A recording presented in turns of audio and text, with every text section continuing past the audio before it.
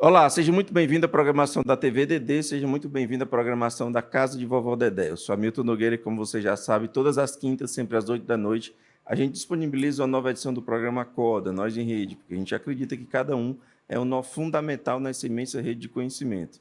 Estamos aqui, portanto, valorizando a cultura, valorizando os bons conteúdos e valorizando você. O tema para a nossa conversa hoje é o Outubro Rosa, na perspectiva da luta pela prevenção contra o câncer. E a gente tem o prazer de trazer aqui na casa, para conversar conosco, Valéria Mendonça, que é coordenadora do movimento Outubro Rosa no Ceará. Valéria, muito prazer por ter vindo aqui e obrigado pela sua disponibilidade de tempo. E eu gostaria de começar a nossa conversa perguntando de onde surgiu, o que a motivou a encampar essa luta. Prazer recebê-la.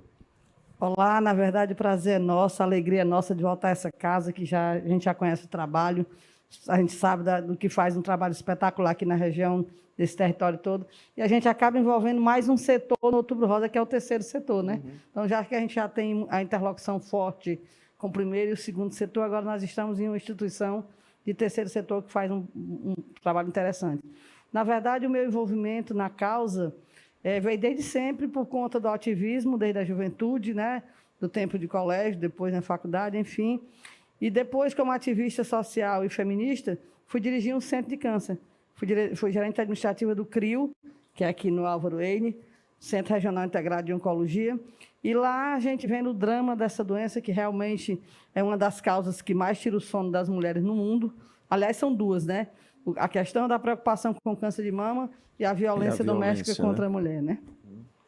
Então, minha relação é muito por conta disso.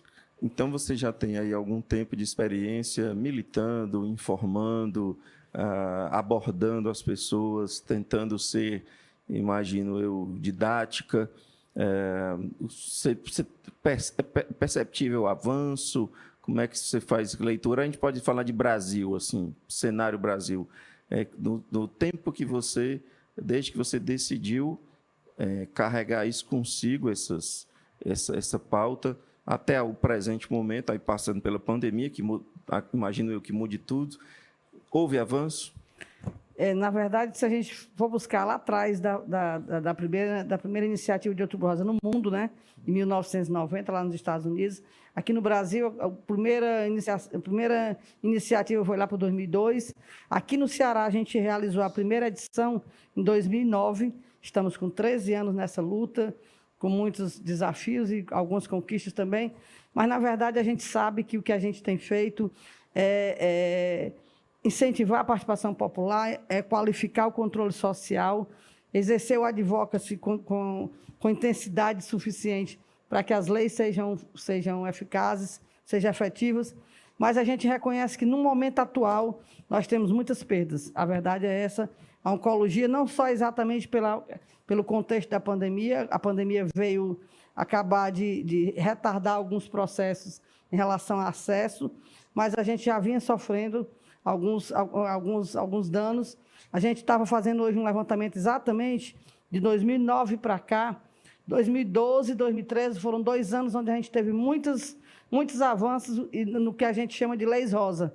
Teve a lei da mamografia, aliás, a lei da mamografia foi de 2008. Tivemos a lei dos mamógrafos móveis, tivemos a lei do trastuzumab, tivemos as leis do transporte sanitário, muitas leis... Leis em nível federal, né? Nível federal, que o Ceará também faz uso, né? Sim, claro. Mas agora, no momento atual, nós estamos correndo atrás de, pelo menos, manter o acesso em relação à questão da mamografia, por exemplo, que é a nossa grande luta. Porque faltam aparelhos, né? Para dar conta da população? Esse é o papel do Movimento Outubro Rosa. É justamente tentar garantir esse acesso, já que a gente escuta gestores indo para a grande mídia dizer que não falta acesso, não falta mamógrafos, mas a mulher não consegue marcar. Então, onde está o imbróglio?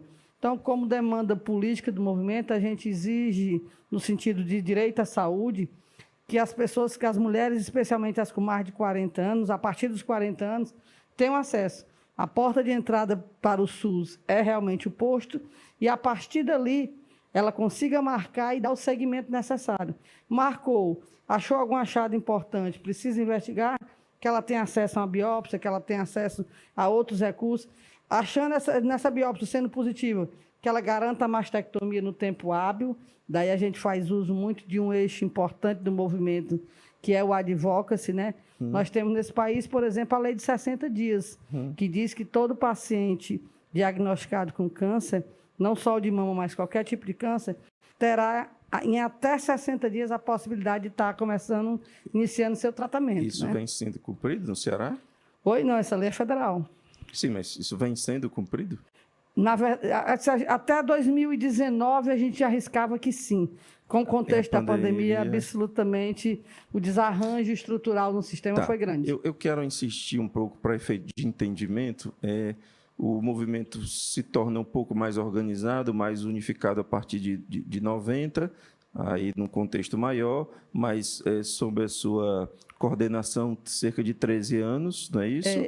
90 é no mundo, né? No Isso. Brasil, 2002, e aqui no Ceará, a gente está na coordenação desde a primeira edição. No entanto, isso já é um problema que já há muitas décadas é detectado. Eu vi isso na minha família na década de 80, não havia informação quase nenhuma, e a partir de um movimento de unificação, de organização, o que aconteceu aí com as informações?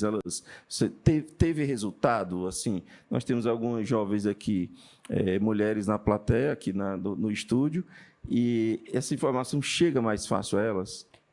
Você falou a palavra-chave, informação. Nós trabalhamos, além do advocacy ostensivo, nós trabalhamos a educação popular em saúde, a intersetorialidade na prática, o incentivo à participação popular e a qualificação do controle social. Essa informação, no caso do câncer, realmente ela pode salvar vidas.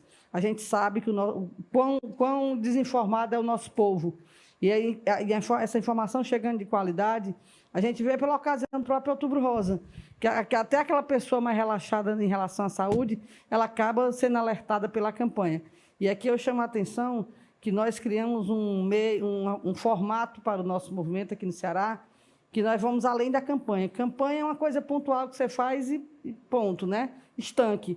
Mas, no caso do movimento Outubro Rosa, nós criamos um verdadeiro conceito de organização operacional o ano inteiro, como diz o nosso slogan, né? A nossa luta é todo dia, a gente não baixa a guarda.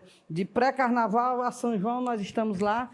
E a gente lembrando o seguinte, que essa participação popular, e trazendo para o cidadão e a cidadã a responsabilidade com a própria saúde dele, é que é transformador. A questão do autocuidado é muito falada no Outubro Rosa, entendendo aqui autocuidado como autoexame, atividade física e alimentação saudável. E os hábitos saudáveis em geral, lógico, né?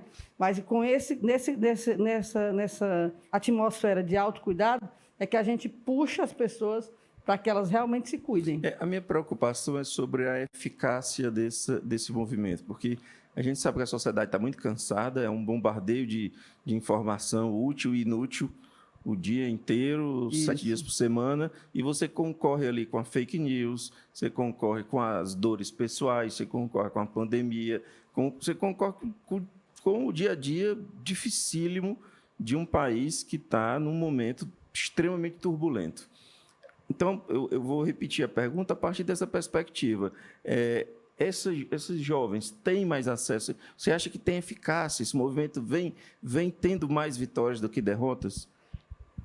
Se a gente analisar do ponto de vista de informação e acesso, porque o movimento tem que ser bem entendido o seguinte, quanto pior, decorem isso, quanto pior tiver a saúde pública, mais o movimento tem que estar intenso. Por isso que eu não desanimo, por isso que quem está com a gente nessa luta, todo dia acorda e vai dar o seu melhor. Porque nós, enquanto movimento social, nós não somos responsáveis pela saúde pública. Nós estamos num país onde a saúde é um direito constitucional, um direito social e um direito humano. Nós, enquanto movimento social, nós temos que ativar a sociedade para que ela vá atrás dos seus direitos e fazer valer. Assim também como ela vá exercer o autocuidado para ela também fazer a parte dela. Agora, você falou uma coisa interessante em relação, assim, nesses anos todos, será que a juventude, por exemplo, nós temos hoje as redes sociais, e o Movimento Outubro Rosa ele está exatamente nós fomos muito para as ruas, assumimos o papel de ser 100% inclusivo, mas esquecemos das redes sociais. Então, nós estamos agora num processo de valorização, de demonstrar tudo o que fazemos nas redes sociais, porque tem que dialogar com a juventude, o próprio momento exige isso, mas nós nos preocupamos tanto em ir para as ruas e em levar informação de qualidade onde quase não chega. Por exemplo, estivemos com as quilombolas no último dia 9, nós fomos até a Serra da Rajada fazer Outubro Rosa Quilombola para uma população que disse lá para nós que, pasmem, em pleno 2021, elas nunca tinham tido contato com alguém do Outubro Rosa assim. Elas tinham ouvido na televisão, no rádio, mas até então nunca tinham participado ativamente como elas participaram, né? Foi possível detectar ou saber de histórico para saber se tinham casos, se tem casos registrados? O movimento tem ocasião que ele vai com o suporte de médicos, enfermeiros, fisioterapeutas. Aí é possível fazer uma abordagem do ponto de vista consulta ou algum tipo de assistência médica diretamente. Nessa ocasião, nós fomos para a informação. Nós fomos levar a informação e daí você tocou no outro ponto importante, que é a responsabilidade sanitária quando você faz um movimento desses. Por exemplo, nós assumimos o papel de ser 100% inclusivos, vamos fazer agora Outubro Rosa Indígena, fizemos sábado passado Povo de Terreiro, porque tem que vencer o preconceito da intolerância religiosa e ir lá. Claro. Vamos fazer também, por exemplo, população em situação de rua. Olha o tamanho da nossa responsabilidade. Você faz, por ocasião do Outubro Rosa, uma ação com mulheres em situação de rua e vai que dá alguma coisa no exame que a gente quer proporcionar mamografia para elas. Aí vai que aparece algum caso que você tem que investigar. Não dá para abandonar e simplesmente botar o laudo embaixo do braço. Por isso é que a gente só faz com muita responsabilidade sanitária para que a gente garanta o segmento. Valéria, o que é o 100% inclusivo? Perdão, eu vi que você citou, mas... O 100% inclusivo é a atitude que nós assumimos de garantir saúde inclusiva para todos os sujeitos do SUS. Aí, nesse momento, eu saio do lugar de fala da ativista e vou assumir meu lugar de fala da Conselheira Estadual de Saúde, que eu coordeno a CDSUS, Comissão da Diversidade dos Sujeitos do SUS, onde todos esses sujeitos, alguns até rotulados de minorias, têm direito à saúde. Então, se você imaginar saúde pública na perspectiva de saúde inclusiva, para que chegue para todas e todas de verdade, você vai fazer do presídio, como nós já fizemos, né? Com as pessoas em situação de privação de liberdade, pessoas com deficiências, pessoas da população negra, ciganos vão estar dia 28, que também é uma população muito vulnerável, né? Nesse aspecto da saúde. Fazemos de tudo para que a gente envolva sociedade, poder público e o segundo setor, no caso, as empresas, né? Parece estranho, mas em pleno século XXI, ainda tem gente que entende que há pessoas melhores, que merecem alguns direitos, que outras que não merecem direitos. O SUS é uma inovação, inclusive, não só do ponto de vista gerencial, mas do ponto de vista filosófico também, de prometer uma equidade, de prometer um cuidado universal, o que é absolutamente correto, embora não se consiga do ponto de vista orçamentário, é para ser perseguido sempre. A pergunta que eu lhe faço é a seguinte, aquelas pessoas que não são atingidas, homens, por exemplo, eles são sensíveis à causa, eles aderem, eles ajudam, ou tem ainda uma população que nega o trabalho de vocês? Na verdade, os homens eles são grandes parceiros do Outubro Rosa e eles são atingidos, sim. 1% de todos os casos que chegam de câncer de mama, 1% atingem os homens. Eu não sabia. 1% atingem os homens e Fortaleza, especialmente nessa edição do Outubro Rosa, ela está na mídia quase que diariamente, porque nós temos um médico, no momento, com câncer de mama, né? Um médico que vai para a TV todos os dias para dizer que os homens se cuidem, porque a questão da agressividade da doença no homem é porque até que ele entenda que pode ser câncer de mama, ele custa muito a procurar o serviço de saúde. Então, os homens eles vêm tanto para acompanhar as mulheres, em muitos casos, como porque eles também estão... Em Fortaleza, além do caso desse médico, nós estamos com 2 irmãos, no momento, nesse Outubro Rosa, passando pela doença, os 2 irmãos. Então, imagino eu que quando eles descobrem, quando os homens descobrem, já é um estágio muito avançado. Muito avançada, porque é quase que uma regra o homem demorar... Eu não tinha essa informação, por exemplo. Pois é, esse médico, o doutor Paulo, posso dizer publicamente, porque ele está dizendo, né? ele tem feito essa abordagem, que ele se situa assim, uma pessoa esclarecida, fazia atividade física regularmente, alimentação tranquila, aí se enquadrou num prognóstico desse. Como assim? Então, ele vai explicar da importância do homem também, ao observar qualquer coisa que o organismo der sinal, precisa também começar a atinar que pode ser câncer de mama, por que não, né? A gente não pode, assim, a pandemia levou mais de 600 mil brasileiros, né? E não há bem que compense o tamanho desse mal. Mas, no entanto, o que eu quero lhe perguntar é se a pandemia trouxe uma conscientização diferente em relação ao SUS. O SUS era muito questionado por questões outras, questões de dificuldade Acesso, de qualidade, entendimento, né? exatamente. Você ali não gostava de um serviço e você falava mal da filosofia da coisa. Então, há uma incompreensão. Mas a pergunta que eu lhe faço é o seguinte: o SUS sai fortalecido desse processo? Sem dúvida, ele sai fortalecido porque a sociedade em geral, por fim, entendeu a importância do SUS como sistema único de saúde, do ponto de vista orgânico mesmo, de missão, e entendeu que é impossível o SUS dar conta da 220 milhões de habitantes do nascimento à velhice. Então, obviamente que um sistema macro desse, apesar de ter princípios bem audaciosos, como a questão da integralidade, da impessoalidade, da equidade, a gente sabe que não é fácil. Mas é um sistema a se perseguir, e se teve um sistema que deu conta da saúde pública nesse país, foi o SUS nesse período da pandemia. E lembrando aqui o seguinte, que no contexto das doenças de alta complexidade, ou seja, as doenças de alto custo, como câncer, transplantes, tratamento de AIDS, todas essas doenças, todas essas patologias, elas são garantidas pelo SUS. Não se iludam que a saúde suplementar, daí a nossa briga eterna com os planos, que os planos de saúde, eles querem enquadrar o câncer como doença prevalente, como doença pré-existente. Ora, como pré-existente, eu estou aqui, não faz o menor amanhã sentido. Então, ele quer se eximir da responsabilidade, né? Porque é caríssimo. Então, a população já entendeu que a defesa do SUS, obviamente, quando eu digo que eu defendo incondicionalmente, porque sou uma servidora pública, sou também uma entusiasta do SUS, por ter acompanhado a construção nesses 33 anos. Só que a gente sabe que o sistema, ele não... Por exemplo, se você é hipertenso e comissal, como é que o SUS vai dar conta? Se você tem 40 anos, se você tem 40 anos, marca uma mamografia. Isso aqui é a estatística que eu estou dizendo. De 40% a 45% das mulheres que marcam mamografia, lá não aparecem. Quer dizer, a gente passa o Outubro Rosa todo gritando para conseguir, as mulheres reclamando que não tem acesso. E de 40% a 45% das que marcam, de 40% a 45% das que marcam não aparece lá. Valéria, o mês de outubro, a gente sabe, assim como existem outros meses com datas que chamam a atenção, no caso do suicídio, da depressão e tantos outros males.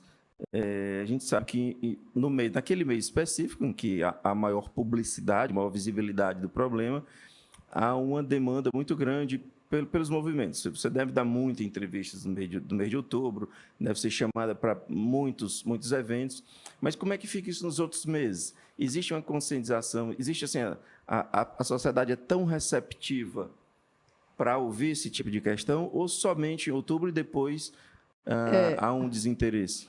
De novo, lembrando que o movimento é um movimento social, ele tem que... em outubro, nós focamos, mas a luta é o ano inteiro. E aí, pegando esse gancho de cor de mês, o Outubro Rosa inspirou, por exemplo, acabamos de sair do Setembro Amarelo, do Setembro Dourado, que é o câncer infantil, do Setembro Verde, que é a doação de órgãos, mas a gente tem que lembrar que realmente, de fato, o nosso trabalho, para você ter uma noção, o nosso maior trabalho, a parte densa e a parte mais que a sociedade não vê, começa em novembro, porque a gente passou o mês inteiro alardeando que a mulher fosse atrás, então ela vai. Então, na verdade, agora mesmo, hoje pela manhã, nós tivemos uma live com o Ministério Público, onde saímos dessa live consignando um compromisso nosso do Movimento Outubro Rosa, fazer as Blitz Rosa, em parceria com o Ministério Público, para saber onde fazer mamografia e por que não está fazendo. Nós não temos falta de equipamentos, nós temos equipamentos ociosos, por exemplo, se sabe, né? É isso que eu ia lhe perguntar. Você, como administradora hospitalar de formação, a gente deixou uma questão em aberto lá no começo, que você falou, ó, políticos dizem que não faltam equipamentos. Políticos não, gestores. Gestores, perdão. Que são entes políticos, mas entendi. Gestores dizem que não faltam equipamentos, mas há uma fila grande. Isso. Onde é que está, de fato, o X da questão, que eu tenho certeza que você já estudou e sabe onde está o problema. Nós não só estudamos, como nós vamos cobrar, porque é o seguinte, por exemplo, as policlínicas do Ceará, nós temos um sistema regional de saúde, que as nossas 19, ou agora acho que 21 policlínicas, pelo menos as 19 inicialmente, todas têm mamógrafo de ponta. Então, elas têm que fazer essa mamografia na capacidade instalada do equipamento, a ponto dessa mulher que está lá no Crateús não vir para cá. Sim. Entendeu? Então, a gente tem que fazer dessa forma, e outra coisa, tem que praticar um eixo nosso que é muito importante, que é a educação popular em saúde. Não adianta a gestão combinar como será o desenho da saúde, se não avisar a população como é que vai ser. Então, a gente está exigindo, com a Carta Rosa, que é uma tecnologia social que a gente desenvolveu, que o poder público possa declarar, publicizar, facilitar. Essa mulher chegou no posto, está lá, desenhar. Ela vai para o mastologista, do mastologista, se der ela vai para a parte diagnóstica, na parte diagnóstica deu alguma coisa, ela vai fazer o que for necessário, ou cirurgia, ou radioterapia, ou quimioterapia, contanto que ela complete esse circuito e não fique para... No outubro, isso é muito intenso, mas a gente quer que o ano inteiro isso flua. Inclusive, nessa Carta Rosa, a gente está pedindo que o governo federal volte a habilitar um equipamento de saúde chamado SDM, Serviço de Diagnóstico e Mastologia. Justamente porque o Serviço de Diagnóstico e Mastologia, esse SDM, que Fortaleza tem 2 habilitados, o GEON e o IPC, esses serviços eles são responsáveis por completar o circuito do atendimento. A mulher chega, vai fazer a mamografia, a primeira consulta da mastologia, né? Consulta da mastologia, faz a ultrassom, se precisar, aliás, faz a mamografia, se precisar ultrassom fará, se precisar biopsiar fará, se precisar fazer mastectomia vai fazer, se precisar radioterapia, contanto que ela saia com o circuito completo em um só equipamento de saúde. Então, nós estamos pedindo isso tem algum tempo já, pedindo que as nossas policlínicas elas se transformem em SDM. Aí nós vamos esbarrar num outro problema do SUS que não depende do Estado. Perdão, depende de quê? Mais equipamento, é protocolo? Não, essa habilitação em SDM depende do Ministério da Saúde. Há uma portaria... Então, é uma questão protocolar, não é uma questão de equipamento. Não é de equipamento. Por exemplo, o serviço de mastologia ele já está constituído. Se ele fosse habilitar para ser um SDM... Começa que ele tem todo o interesse em se habilitar, porque ele tem um incremento de 60% nos valores do que produz. E se for um serviço público, ele receberá de imediato R$80 mil para a questão de algum avanço tecnológico. Então, está aí o motivo pelo qual não se habilita. Está com um ano orçamentário. Está com um ano que, além da questão orçamentária, outras questões que a gente sabe também que estão relaxadas em relação à oncologia nesse país, né? Uhum. Enquanto isso, a população pena, né? É verdade. O que é o selo rosa? O selo rosa é um selo que a gente... O Movimento Outubro Rosa, nesses 13 anos... Nesses 13 anos, nós desenvolvemos várias tecnologias sociais para que a gente consiga dialogar com os 3 setores. O primeiro setor, o governo, o segundo setor, iniciativa privada, e o terceiro... Aliás, o segundo setor, iniciativa privada, e o terceiro setor, que engloba todas as instituições do terceiro setor, movimentos sociais e tudo mais. Esse selo rosa é um reconhecimento que o movimento faz para quem faz uma ação responsável e comprometida. Instituições e pessoas? Ou Pessoas físicas, não. Só instituições. Só instituições, movimentos, coletivos. E esse Mas selo rosa... A pessoa jurídica, no caso, a instituição passa a ser reconhecida como... E nesse ano a gente traz a gente deu uma valorizada no selo, porque ele traz o especial pandemia, porque o Outubro Rosa, nesse ano, ele tem uma incumbência maior que nos anos anteriores, que ao invés de lutar pelo combate e enfrentamento ao câncer de mama, ele está defendendo a oncologia em geral. O paciente com câncer em geral que a pandemia realmente impactou negativamente na questão do tratamento do câncer. E a gente quer provar também, que com toda dificuldade nós estamos realizando o Outubro Rosa nos 183 municípios do interior e em Fortaleza nós estamos presentes nas 12 regionais. Só queria só entender um pouco, Valéria, essa história da pandemia. Tem algumas coisas mais óbvias. As pessoas foram desaconselhadas a sair de casa, equivocadamente. Então, isso aí já cria um impacto. Isso. Porém, para esse tipo de sentiu ali um caroço, tal, não se pode esperar. Mas o que aconteceu aí nessa divergência? O imbróglio maior no início da pandemia foi a fala equivocada, né, de alguns profissionais de saúde, especialmente médicos e médicas, que realmente a ideia era livrar as pessoas do contágio, que é a prioridade sanitária e epidemiológica. Obviamente, a gente sabia e sabe até hoje que é a Covid. Mas só que quando ele falava, quem tiver alguma coisa pode aguardar, só que esse aguardar não podia ser uma biópsia positiva. Esse aguardar não podia ser uma mastectomia que estava ali, o tumor avançando.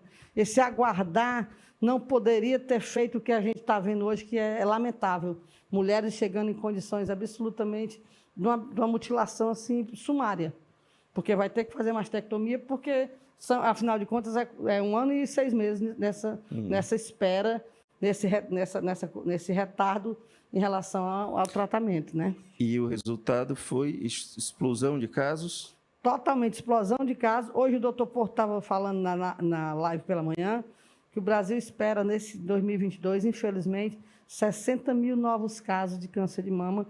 E isso numa perspectiva de chegar aos serviços de saúde numa condição, como eu falei, numa condição que não vai dar para fazer muita coisa, já vai ter que realmente fazer mastectomia. E aí nós estamos falando de famílias inteiras sofrendo muito, porque e já fragilizadas, né, em função da pandemia, um país fragilizado economicamente, humanitariamente, enfim.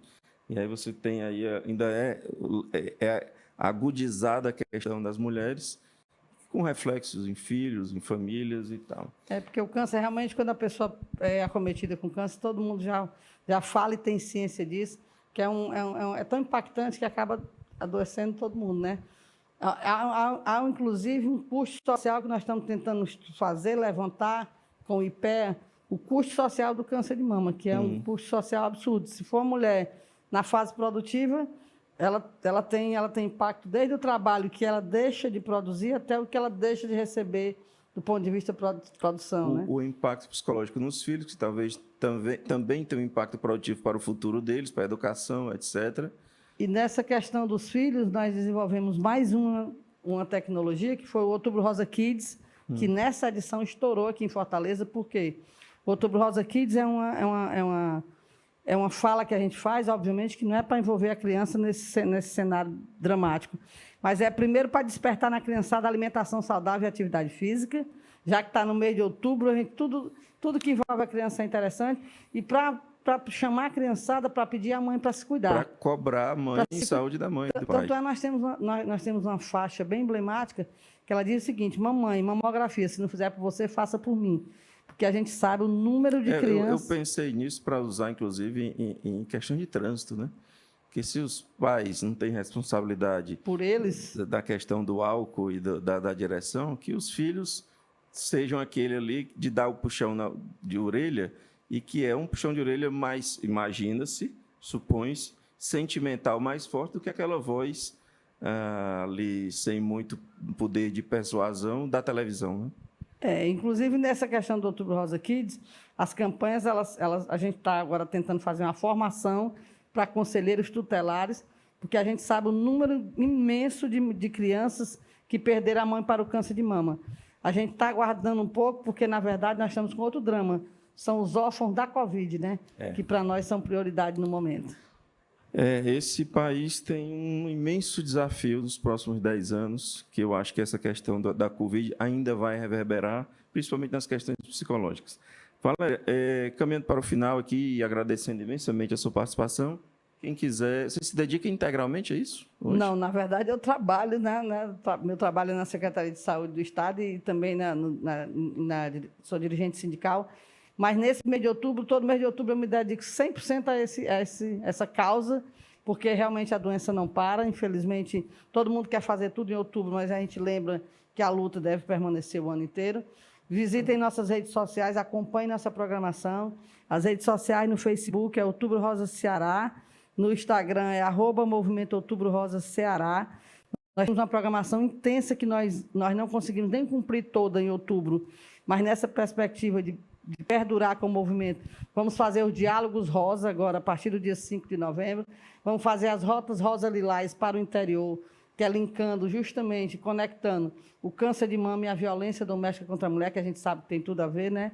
Esses diálogos intersetoriais nós vamos discutir desde do câncer de mama como deficiência, e já na perspectiva da gente conseguir empregabilidade dessa mulher com câncer nas cotas, né, nas cotas das empresas. Nós estamos discutindo com o SEBRAE, o Outubro Rosa como geração de trabalho e renda. A gente discute de forma intersetorial com muita gente, até o turismo. Fortaleza tem uma boa fama lá fora, pelo menos no ponto de vista ativismo. Em 2017, nós demos um título à Fortaleza de Fortaleza Cidade Rosa, em busca de mais saúde e cidadania. É a cidade que mais ilumina, é a cidade que se prepara muito para o movimento, mas quando a gente diz que ela é cidade rosa, vírgula, em busca de mais saúde e cidadania. Nós não estamos dizendo aqui que a saúde está plena, mas nós estamos dizendo que o nosso ativismo faz diferença. Faz que agora, dia 29, nós vamos inspirar o primeiro Fórum Internacional de Vitoriosas, que vai acontecer em outubro de 2022. Vitoriosas, para quem não sabe, são mulheres que passaram ou estão passando pelo câncer de mama. A gente quer discutir isso para saber como é que uma mulher lá na África ela encara esse câncer, uma cubana como é que ela encara com o bloqueio. Aí, o conhecimento aí é o cimento que vai unir todos esses dramas e fortalecer toda a cadeia, né? E, por fim, dizer que o movimento, de fato, vale a pena. A gente tem que se animar, entender que a sociedade tem uma força enorme. Nós vamos ter, ano que vem, em 2022, a 17ª Conferência Nacional de Saúde. Estivemos agora construindo o 3º Seminário Nacional de Saúde para as Mulheres, e vai ter agora, dia 25, o desfecho de tudo isso, que é o Seminário Nacional. E a gente tem pautado o câncer de mama como prioridade na saúde pública mais uma vez, né? Valéria, quem quiser conversar com o movimento, faz o quê? Entra em contato como? Pode entrar em contato conosco lá, 85, né? 996-630822, ou pelas nossas redes sociais, que eu acabei de informar. Facebook é Outubro Rosa Ceará, Instagram é @Movimento Outubro Rosa Ceará. Repita aí o telefone, por favor. É 85-99663-0822. 0822. Valéria, muito obrigado pela sua participação. Imenso prazer recebê-la.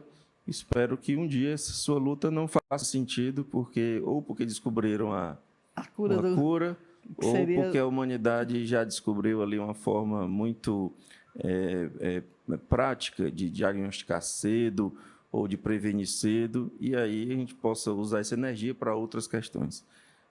Nós é que agradecemos o espaço e dizer que, de fato, se cada um fizer a sua parte, só assim que a gente vai conseguir saúde de qualidade para o nosso povo, né? Saúde inclusiva, no tempo hábil, com qualidade, e só dessa forma, não tem outro jeito. Se o poder público faz a parte dele, nós, sociedade, fazemos a nossa, empresas fazem a sua parte, especialmente olhando pela saúde dos seus trabalhadores e trabalhadoras, e todos nessa mesma energia, nesse mesmo compromisso de mais saúde para todo mundo, que é o nosso bem, de fato, nosso bem maior.